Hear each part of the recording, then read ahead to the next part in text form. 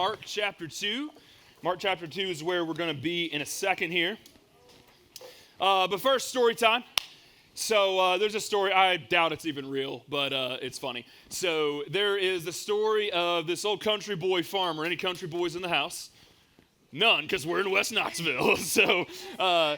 So anyway, Ty, the one guy, has like 40 kidney stones right now, so pray for that, brother. So it's like 4.5, not 40. Relax, I exaggerate everything. And so basically the story goes that there's this farmer boy, and the sheriff, it's like a small town, the sheriff comes to his property and says, hey, there's an investigation going on, and basically we have some testimony saying that there was some illegal activity happening on your property, and I need to go investigate it.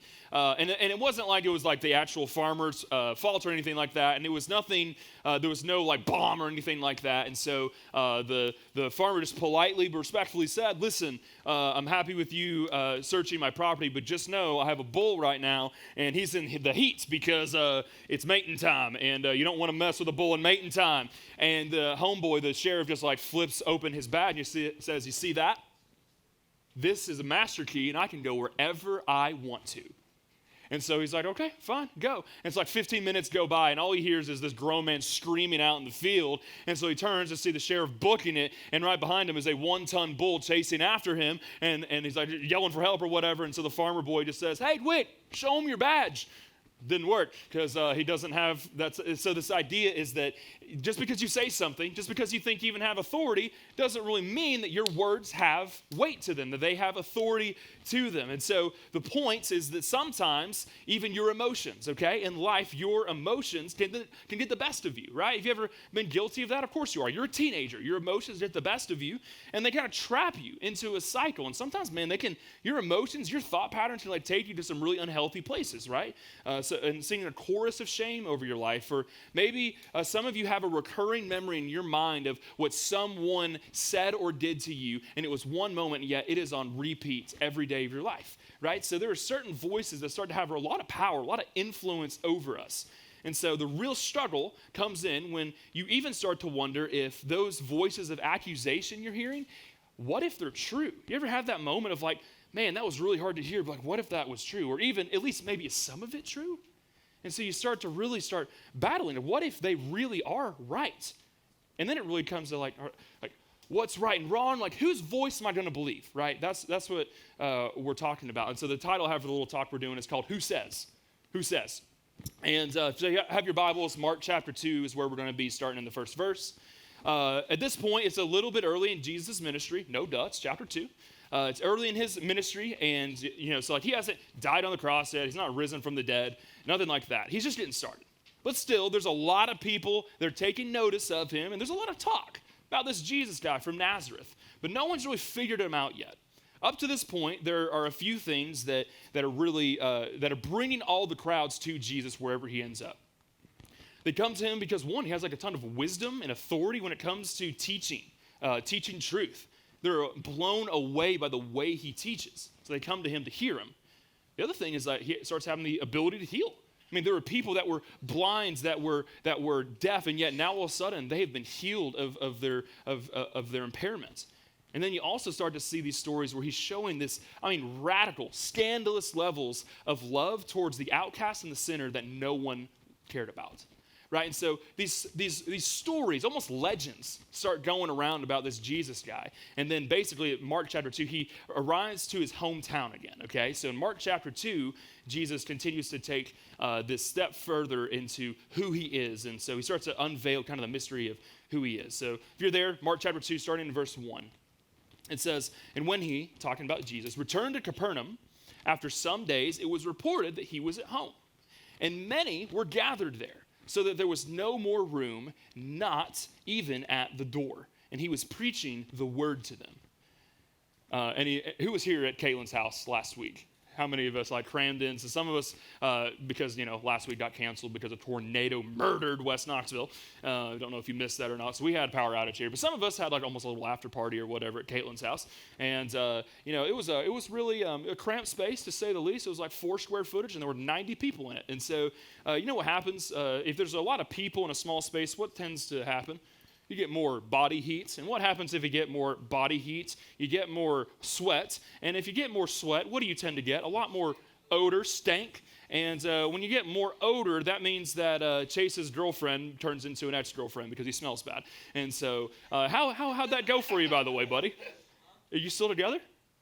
See, God's good. God's good, everybody. I was just seeing them next to each other. I'm like, my man, so tough.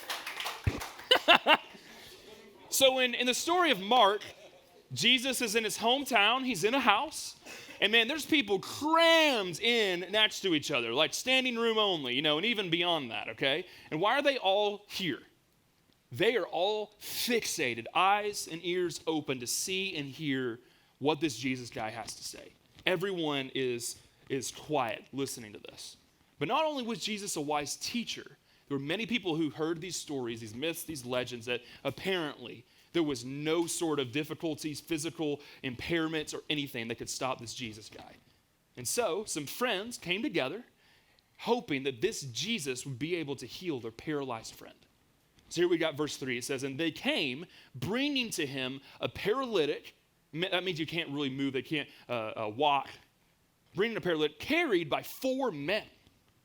And when they could not get near Jesus because of the crowd, they removed the roof above him. And when they had made an opening, they let down the bed on which the paralytic lay. Now, here's what I hate about reading the Bible. Because like you and I, we just read that thing of like, these people just like deleted a roof. And we're just like, oh, yeah, sure, okay, move on. It's like, no, these dudes could you just imagine this, Bryson Bodenheimer forgets that prop students exist and he's late, and so he breaks open the roof just because he wants to be a part of the thing. Like, this is not a normal thing. This doesn't happen. It would happen. If there's one person in here, it would happen. It would be you. It would be you, okay? Like, no one, we all read this like it's some casual Tuesday in Jesus' life. No, they broke a roof open, okay? And so this is insane. And the question is, why would these 4 people carrying the paralytic, why would they go so extreme and so much so to break property? Like, I think that's a misdemeanor, a minimum, right?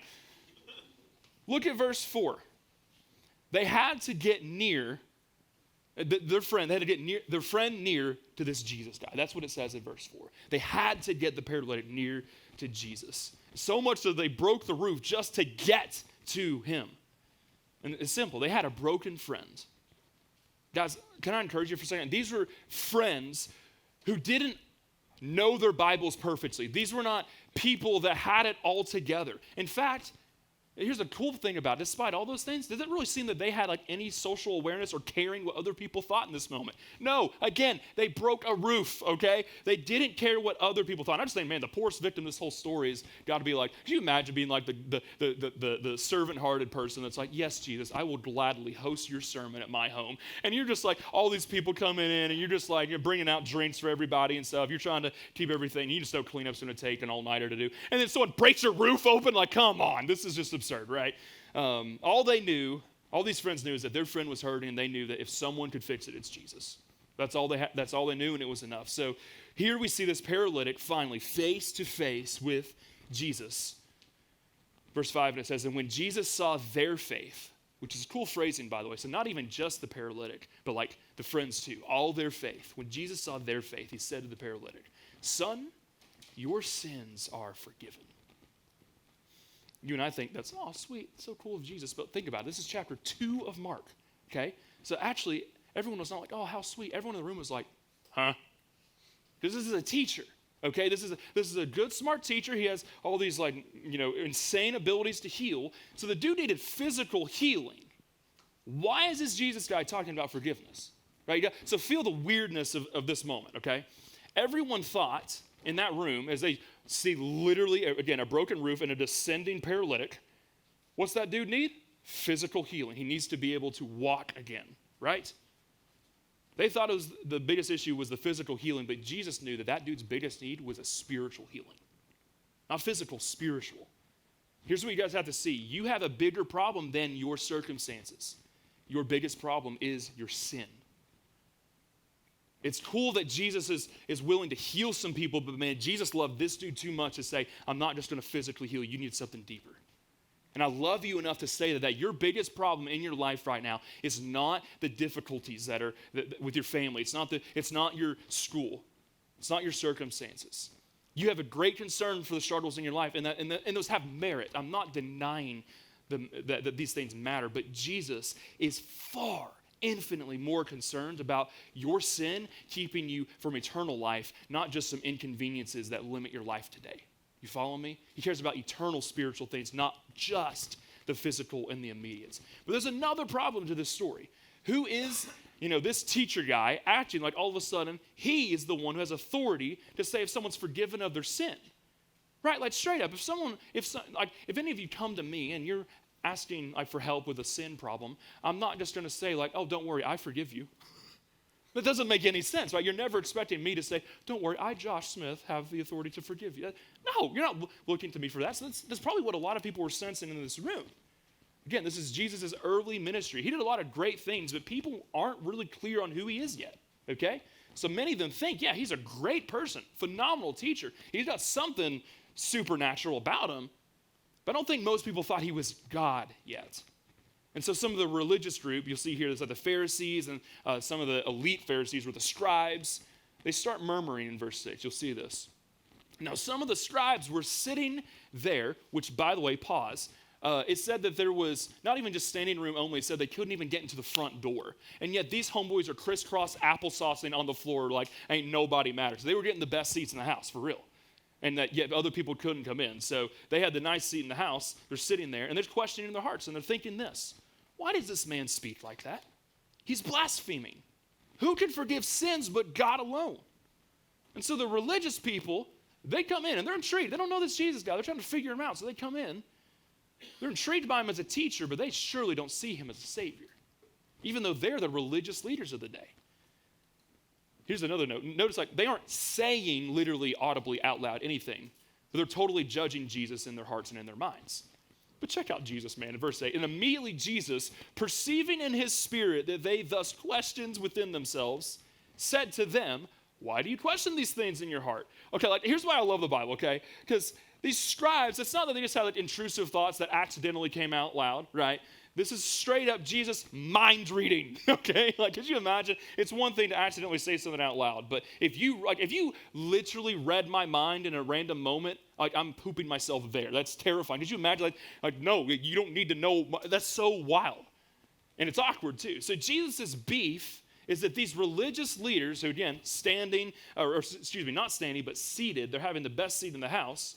They should be the ones, if they're the religious leaders, they should see Jesus and understand who he is.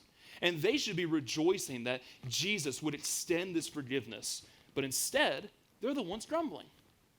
Religious people, by the way, tend to be the ones that are the first in line to get in the way of people encountering Jesus. It's the religious people. They're the ones who tend to get in the way. So Jesus, I love this, knowing their thoughts and that they're accusing him, he's thinking, they're thinking about him, who are you? Who are you, Jesus, to say that this man can be forgiven?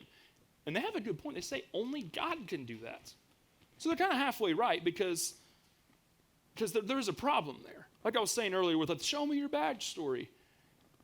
We all know this. Anyone can say anything, just about, right? Easy example. Just because you say something, it doesn't mean it's true. My favorite example is Michael Scott in The Office, right? Remember that scene, that one where he just basically finds out he is just in insurmountable debt. And so he just finds out that the only way out at this point is to declare bankruptcy. And so there's just that scene where no one's talking, just walks in and goes, I declare bankruptcy! I love Michael Scott. And so it's the same kind of idea there. The dude's declaring something that means nothing. Has no power, holds no weight to it. Just because he says it doesn't mean a thing. So it begs a very important spiritual question for you. So let's pause the story for a second and go to you. Who or what gets to determine if you can be forgiven? Who or what gets to determine if you can be forgiven?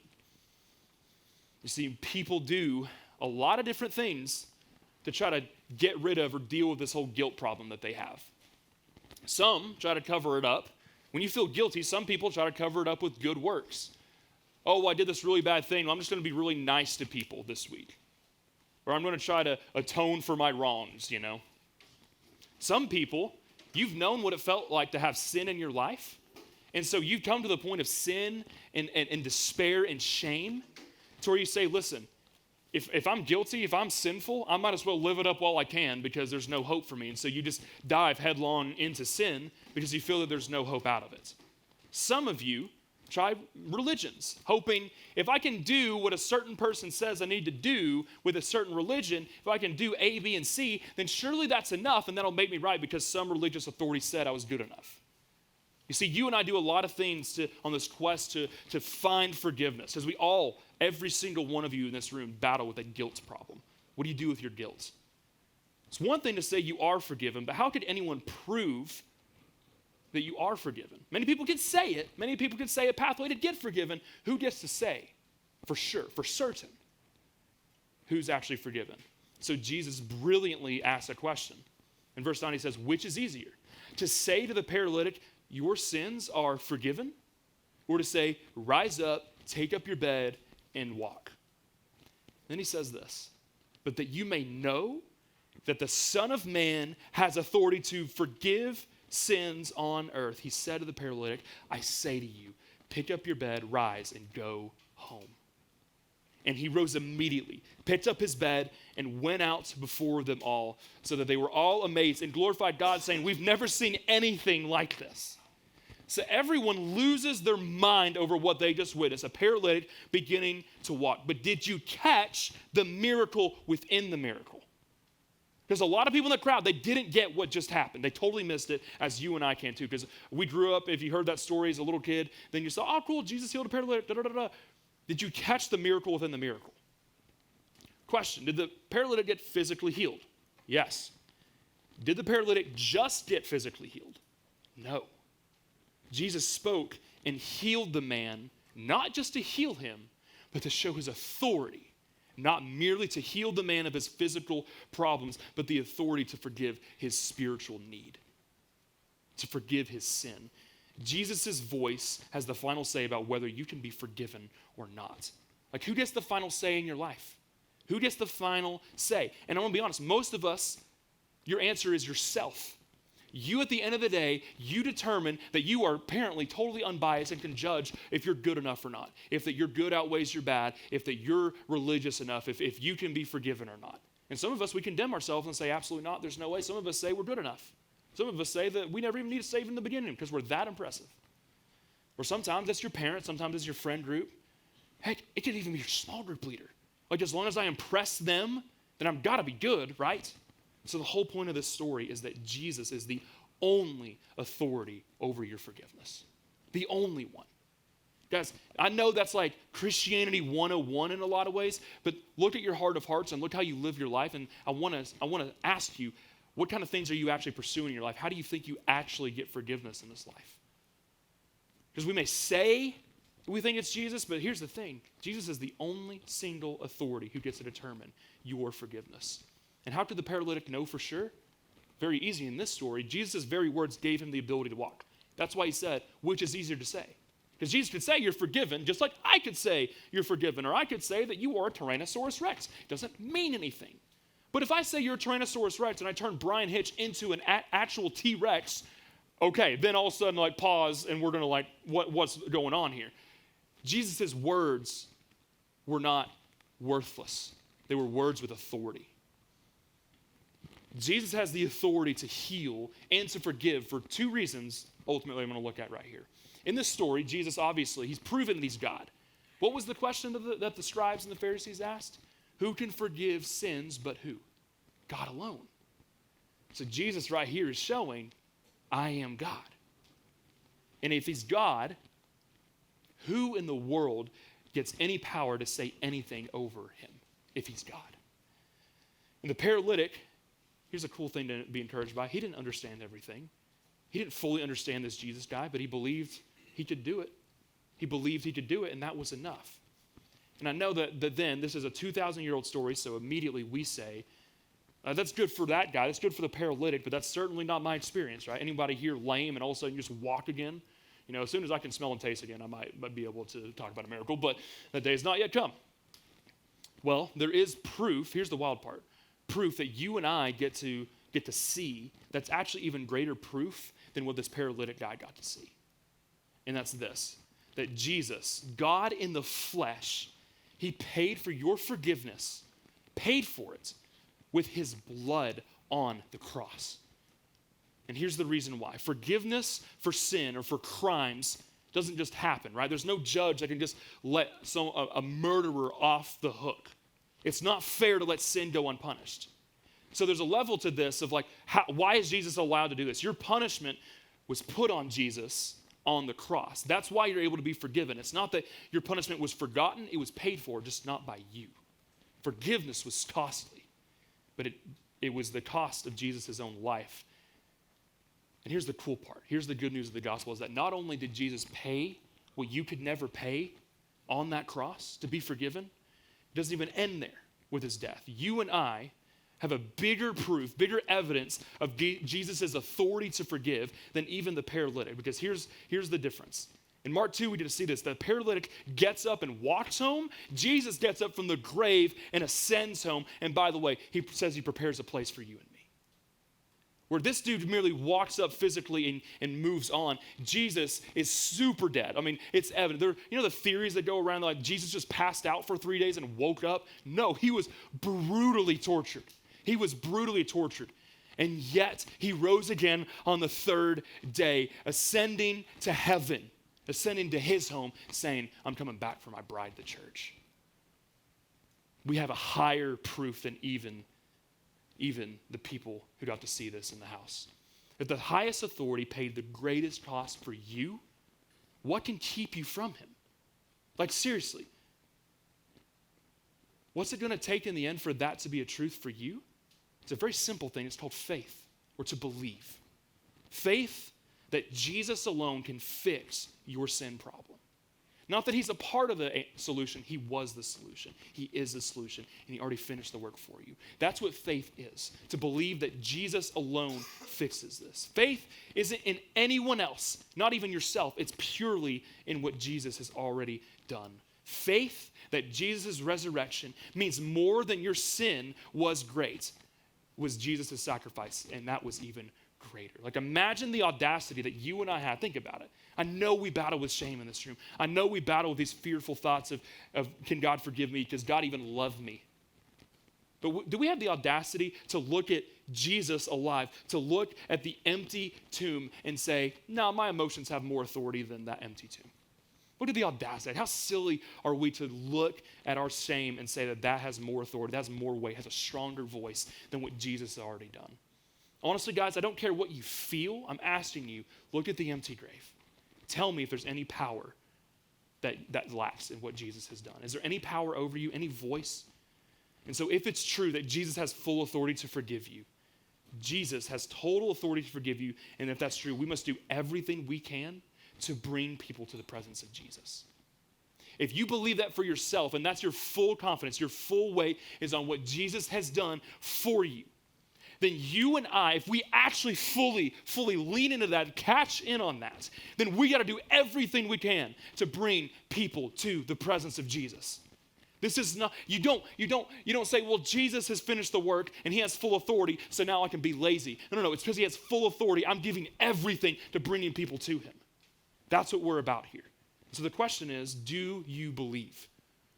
And for now, for the sake of you not being distracted, but for you to actually respond to God himself and not just listen to me, like, close your eyes for a moment. And my basic question is, do you believe? And by that, I'm asking, is there any other authority in your life that isn't Jesus? Is there a voice louder than Jesus's? Own that. And then instead of trusting in that voice, I'm begging you, look to Jesus instead. And in this moment, even now, you can confess your sin to him because he already knows. And I want you to boldly confess, not merely your sin, but I want you to confess that he is your only hope, because he is. And we're not talking about hope like wishful thinking. We are talking about a confident declaration, because that tomb is empty. And Jesus paid for everything on his own. And all he says in response to that is believe in him rather than yourself, rather than anything else. So to declare that, take a moment to say, here's my sin, and Jesus, you're my only hope.